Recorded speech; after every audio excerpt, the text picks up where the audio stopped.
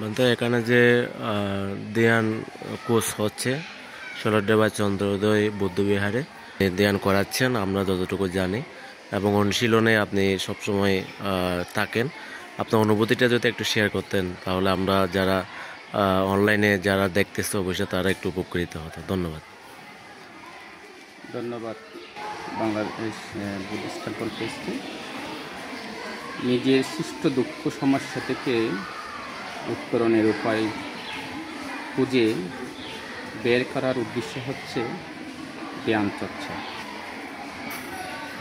তো আজকে 29শে আগস্ট থেকে এবং আগস্ট থেকে আরম্ভ হয়েছে গত শুক্রবার থেকে, এবং আগামী শুক্রবারে আমাদের 8 দিনব্যাপী চিত্তদমন কোর্স সমাপ্তি হবে। বিশেষত এই প্রতিষ্ঠানটা হচ্ছে ষোলডাবা চন্দ্রোদয় বৌদ্ধবিহার তথা জ্ঞানসেন বৌদ্ধ ভিক্ষু শ্রামণ প্রশিক্ষণ সাধনা কেন্দ্র। তো দীর্ঘ অনেক বছর ধরে এই প্রতিষ্ঠানে ভিক্ষু শ্রামণদের প্রশিক্ষণ এবং এই প্রতিষ্ঠান থেকে অনেক ভিক্ষুর আবির্ভাব হয়েছে। তবে গত 2 বছর আগেও 2টি কোর্স হয়েছে, এবছর সহ 3টে কোর্স।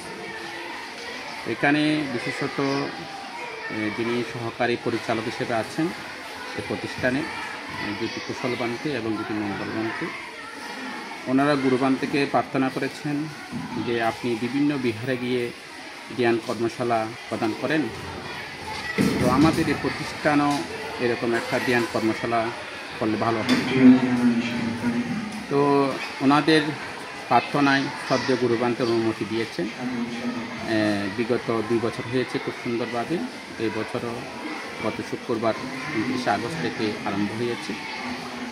তো এই বছর প্রায় 100-এর অধিক ধ্যানী অংশগ্রহণ করেছেন। তার মধ্যে আমাদের কলেজ পড়ুয়া এবং যারা শিক্ষার্থী প্রায় 45 জন মতো স্টুডেন্ট এবছর ওনারা ধ্যান কোর্সে অংশগ্রহণ করেছেন, এবং আরও অন্য মধ্যবয়সী প্রশিক্ষক আছে। তো সব মিলে 100-এর উপরের মতো আমাদের ধ্যান কর্মশালা অংশগ্রহণ করেছে। আসলে সর্ব দুঃখ থেকে মুক্তি পেতে হলে আমাদের অবশ্যই ভাবনা চর্চা করতে হবে, কারণ আমরা দান বেশের কম সবাই করি, শীল পালন বেশের কম সবাই করি, কিন্তু ভাবনা চর্চাটা আমাদের বড়ুয়াদের অনেক কম। তো এখন 2008 সাল থেকে আমাদের সদ্য গুরুবানকে যখন বিভিন্ন বিহারে ধ্যান কর্মশালা দিচ্ছেন, এবং বর্তমান পর্যন্ত আমরা উকিলে দেখতে পাচ্ছি এখন অনেক হারে ধ্যানের সংখ্যা বেড়েছে, যেটা আগে ছিল না। আগে আমাদের ভাবনা কোর্স দিলে 10 জন 20 জন মতো করত। এখন কিন্তু ধ্যান কোর্সে যে কেউ দেখ না কেন, এখন তো অনেক কেউ এখানে ধ্যান কোর্স দিচ্ছে, মানে 50 জন 100 জন 60 জন এভাবে ধ্যানে বসতেছে। কিন্তু আপনি এতে 10 বছর আগে দেখেন এখানে 10 জন 15 জন ধ্যানই পাওয়া যেত না, সহজে ধ্যান করতে চাইতো না। তো এখন আমাদের গুরুবান্তে 2008 সাল থেকে চালু করেছে, মানুষকে ধ্যান সম্পর্কে বোঝাচ্ছেন। এখন আস্তে আস্তে পরিবর্তন হচ্ছে। যে সময়ে বিশেষ করে ক্লাস 6-7-এর যারা ছাত্রছাত্রীরা, আমাদের এক সময় এরকম বয়স ছিল যখন আমরা ধর্মের দও বুঝতাম না। এখন দেখা যাচ্ছে সেরকম ছেলে মেয়েও ভাবনা বসার জন্য মা বাবার সাথে কান্না করে যে আমাকে ভাবনা বসতে হবে, না দিলে আমি কান্না করব। এরকম অনেক স্টুডেন্ট দেখা যাচ্ছে মা বাবার সাথে কান্না করে ওনারা এখানে এসেছে যে আমি ধ্যানে বসবো। এটা চিন্তা করে দেখুন, যে সময় আমাদের এক সময় সেরকম বয়স ছিল, আমরাও তখন তো আসলে ধর্মের দও বুঝতাম না।